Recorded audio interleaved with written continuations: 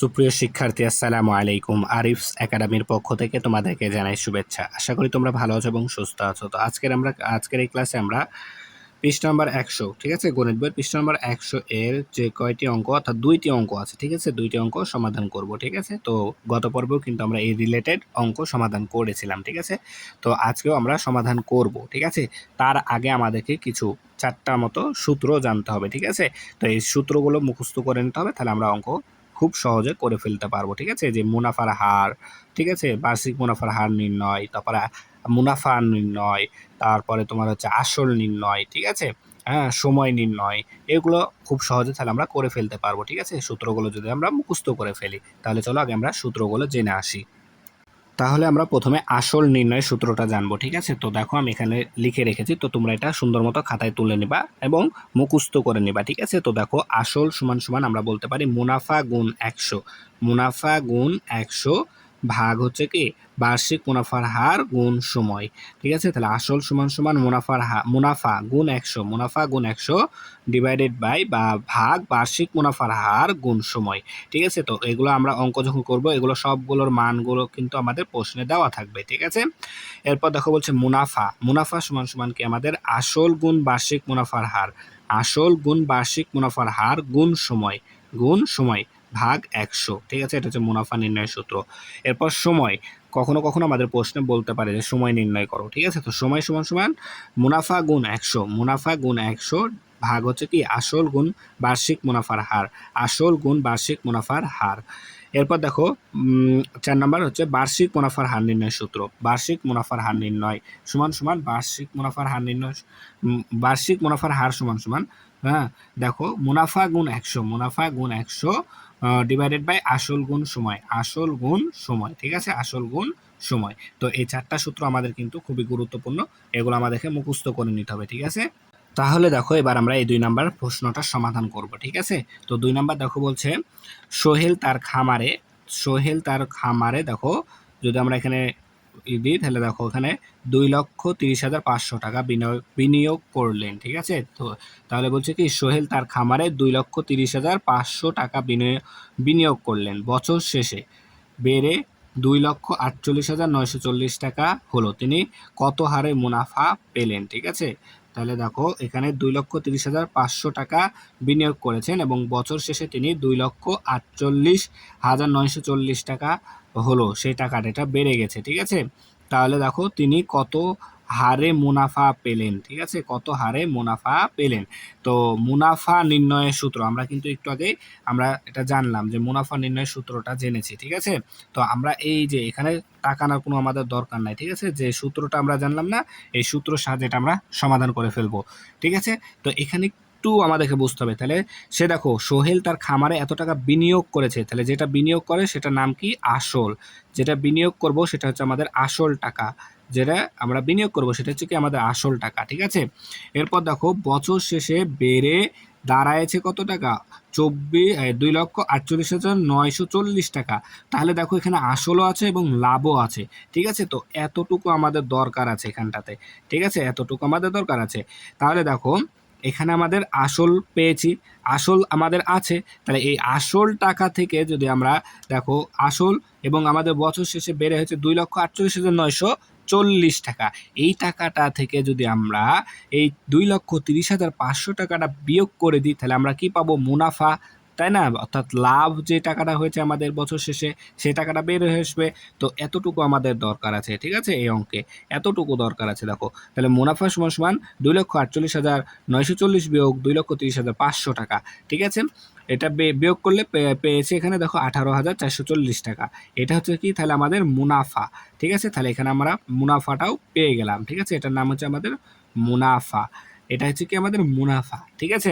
আচ্ছা, এখন আমাদের বলছে তিনি কত হারে মুনাফা পেলেন, কত হারে, অর্থাৎ মুনাফার হার আমাদেরকে বের করতে হবে। তাহলে আমাদের এখানে আসল দেওয়া আছে, মুনাফাও দেওয়া আছে, ঠিক আছে। বছর শেষে মানে সময় 1 বছরও দেওয়া আছে, এখানে আমাদের সময়টাও দেওয়া আছে, তাহলে বছর শেষে অর্থাৎ 1 বছর। তাহলে আমরা সূত্র কিন্তু জেনেছিলাম, তাই না।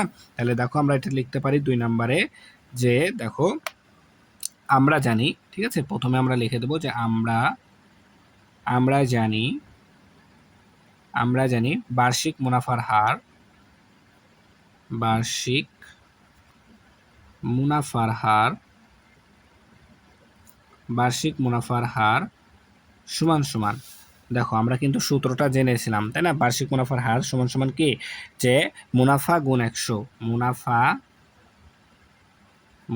গুণ 100 ভাগ আসল গুণ সময়। ঠিক আছে না, এই সূত্রটা কিন্তু আমরা একটু আগে জেনে আসলাম। ঠিক আছে, এখন আমরা যে মানগুলো পেয়েছি এই মানগুলো যদি এখানে বসায় দিই তাহলে কিন্তু আমাদের উত্তরটা একেবারে সহজে চলে আসবে। তো এখানে মুনাফা, তো আমাদের মুনাফা পেয়েছি কত, 18,440 টাকা। তাহলে আমরা এখানে মুনাফা জায়গায় 18,440 লিখে দিলাম, গুণ 100। ঠিক আছে, ভাগ হচ্ছে আসল কত আমাদের, আসল হচ্ছে 2,30,500 টাকা, 2,30,500 টাকা, এটা হচ্ছে আমাদের আসল, গুণ সময় হচ্ছে বছর শেষ অর্থাৎ 1 বছর। ঠিক আছে, এখানে 1 লিখে দিলাম। তাহলে দেখো এখানে 2টা শূন্য আছে, এখানে আমরা 2টা শূন্য কেটে দিতে পারি।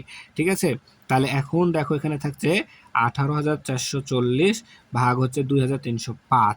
ঠিক আছে, এটাকে এখন আমরা ভাগ করে দিলে কিন্তু আমাদের উত্তরটা চলে আসবে। তাহলে দেখো আমি নিচে যদি এটা ভাগ করি, ঠিক আছে, তাহলে আমাদেরকে 18,440কে ভাগ করতে হবে 2,305 দ্বারা, 2,305 দ্বারা, তাই না? তাহলে দেখো 2,305 মানে এখানে 4টা সংখ্যা আছে, তাহলে এবারে আমাদের 4টা সংখ্যা নিতে হবে। তাহলে 4টা সংখ্যাতে তো ভাগ যাবে না, তার কারণ এটা বড় হয়েছে ছোট হয়েছে, তাই 5টা সংখ্যায় নিতে হবে। অর্থাৎ আমাদের 2,305কে এমন একটা সংখ্যা দ্বারা গুণ করতে হবে যেন কি হয়, আমাদের 18,440 এর কাছাকাছি মান একটা পাওয়া যায়। ঠিক আছে, তাহলে দেখো আমি যদি এখন 2,305কে 8 দ্বারা গুণ করি, তাহলে 5 40, 40-এর 0 হাতে থাকে 4, 8 শূন্য 0 আর 4 এখানে বসে গেল, 3 24-এর 4 হাতে থাকে 2, 8 2 16, 16 2 18, তাহলে 18,440 পেয়ে গেলাম কত দ্বারা গুণ করে, 8 দ্বারা। তাহলে এখানে 18,440 চলে আসবে, তাহলে 0, তাহলে আমাদের আসছে 8। ঠিক আছে, তাহলে এটা হচ্ছে কি 8। ঠিক আছে, আচ্ছা এখন আমরা বার্ষিক মুনাফার হার প্রকাশ করি কিভাবে, পার্সেন্টেজ দ্বারা। ঠিক আছে, তাহলে এখানে আমাদেরকে লিখতে হবে 8%। ঠিক আছে, তাহলে উত্তর 8%। তাহলে বার্ষিক মুনাফার হার কত, উত্তর 8%। তাহলে দেখো আমরা এই সূত্রটা মনে রাখলে কিন্তু খুব সহজে করে ফেলতে পারছি, তাই না? 3 নাম্বারটা সমাধান করব। ঠিক আছে, তো 3 নাম্বারটাও আমরা সূত্রের সাহায্যে সমাধান করব, তাহলে খুব সহজে কিন্তু আমাদের হয়ে যাবে একেবারে। ঠিক আছে, তো দেখো প্রশ্নটাকে পড়তে হবে। তো বলছে তানিমা ব্যাংক থেকে 3 বছরের জন্য 20,000 টাকা ঋণ নিলেন। ঠিক আছে, তাহলে তামিমা ব্যাংক থেকে 3 বছরের জন্য 20,000 টাকা ঋণ নিলেন, বার্ষিক মুনাফার হার 6%। 3 বছর পর সে কত টাকা মুনাফা দিবে। ঠিক আছে, তো আমাদের এখানে মুনাফা বের করতে হবে। ঠিক আছে, তার আগে আমাদেরকে এখানে একটু চিনতে হবে যে কোনটা কি বলছে। ঠিক আছে, তো দেখো এখানে সময় কিন্তু আমাদের দেওয়া আছে কত, 3 বছর, তাহলে এটা হচ্ছে আমাদের সময়, তাই না? তাহলে আমাদের এখানে দেওয়া আছে সময় কত বছর, 3 বছর আমাদের এখানে কিন্তু সময়টা দেওয়া আছে। দেখো তাহলে এখানে সময়ও দেওয়া আছে, তারপরে এটা হচ্ছে আসল, অর্থাৎ আমরা যে টাকাটা ঋণ নিলাম, ঠিক আছে, এটা হচ্ছে আমাদের আসল টাকা। ঠিক আছে, এটা হচ্ছে আমাদের কি আসল টাকা। এরপর বার্ষিক মুনাফার হারও দেখো দেওয়া আছে 6%, 6%। তাহলে এখন 3 বছর পর মুনাফা কত টাকা দেবে, তা আমরা কিন্তু মুনাফা নির্ণয়ের সূত্রটাও কিন্তু জেনেছি। ঠিক আছে না, মুনাফা নির্ণয়ের সূত্র হচ্ছে কি আমাদের, দেখো আসল গুণ বার্ষিক মুনাফার হার গুণ সময়, তোমরা কিন্তু খাতায় লিখেছো, খাতাটা পৃষ্ঠাটা উল্টে একবার দেখে নাও। আসল গুণ বার্ষিক মুনাফার হার গুণ সময় ভাগ 100, এটা হচ্ছে কি মুনাফা নির্ণয়ের সূত্র। এই সূত্রের সাহায্যে কিন্তু আমরা খুব সহজে অঙ্কটা সমাধান করে ফেলবো। তো দেখো আমি যদি এখন এটাকে করি, এখানটাতে সমাধানটা যদি করি, তাহলে দেখো প্রথমে আমাদেরকে লিখতে হবে তাহলে যে আমরা জানি, ঠিক আছে, আমরা জানি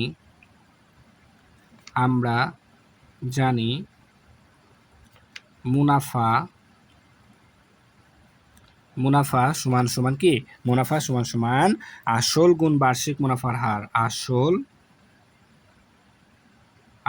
গুণ মুনাফার হার লিখলেই হবে। ঠিক আছে, মুনাফার হার, আসল গুণ মুনাফার হার, তারপরে হচ্ছে গুণ সময়, ভাগ হচ্ছে কি, ভাগ হচ্ছে আমাদের 100। ঠিক আছে, ভাগ হচ্ছে 100। তাহলে আমাদের এখানে দেখো দেওয়াই আছে। ঠিক আছে, এগুলো সবগুলো মান কিন্তু আমাদের এখানে দেওয়া আছে। তাহলে আমরা এখন মানগুলো যদি বসাই দিই, তাহলে আসল আছে আমাদের কত, 20,000 টাকা। তাহলে আসল আমরা এখানে লিখে দিলাম 20,000 টাকা, গুণ মুনাফার হার হচ্ছে 6%, তার মানে আমরা শুধু 6 লিখে দিলাম। সময় হচ্ছে আমাদের 3 বছর, ঠিক আছে, ভাগ হচ্ছে 100 দ্বারা ভাগ করে দিলাম। এখন এটা আমরা যদি সমাধান করে ফেলি তাহলে কিন্তু উত্তরটা চলে আসবে। তাহলে দেখুন নিচে 2টা শূন্য আছে, তাহলে এই 2টা শূন্য আমরা কেটে দেব। এই 2টা শূন্য কেটে দিলে উপরে 2টা শূন্য কাটতে হবে, ঠিক আছে। তাহলে আমাদের থাকছে কি 200 গুণ 6 গুণ 3।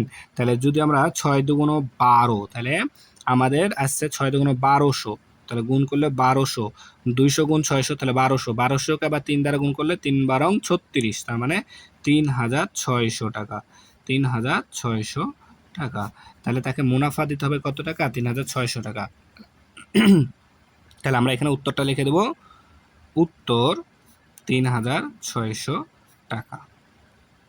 ঠিক আছে, একেবারে সহজে কিন্তু আমরা করে ফেলতে পারছি। জাস্ট শুধুমাত্র আমাদের এই 4টা সূত্র ভালো মতো মুখস্থ রাখতে হবে, ঠিক আছে। তো আমি আশা করছি তোমরা এই সূত্রটা ভালো মতো মুখস্থ করে নিবা, ঠিক আছে। তাহলে আজকে এই পর্যন্তই। ভিডিওটি ভালো লাগলে অবশ্যই লাইক কমেন্ট শেয়ার করতে ভুলবেন, এবং পরবর্তী ভিডিও সবার আগে পেতে আমাদের চ্যানেলটি সাবস্ক্রাইব করে রাখো। আল্লাহ হাফেজ, আসসালামু আলাইকুম ওয়া রাহমাতুল্লাহ।